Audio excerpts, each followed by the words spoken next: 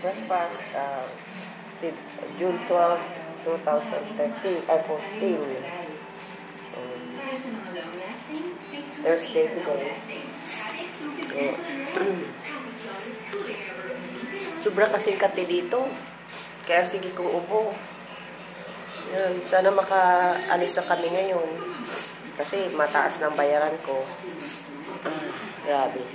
Dapat pag-uwi ko ulit sa sunod. Kasama na sa budget ko ang sa hospital. Kasi wala sa yung budget ko walang hospital.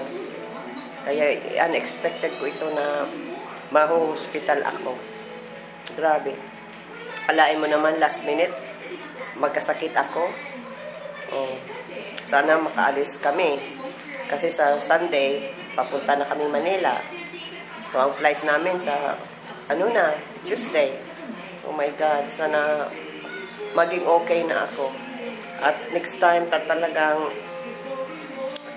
maano na ako doon sa mga may mga tangkal, ng baho, ayos ko po. Palagi na ako may careful talaga. Hindi na ako yan. Ayos ko po. Sana yung may mga tangkal, lagyan na naman nila ng balon at takipan para ang baho hindi magpunta sa kung kakanino. Paano kung katulad ko, magkasakit, kawawa naman. Lalo pang mahal ng hospital dito. Grabe. Yan, yun lang ang ko dito ngayon. June 12, 2014.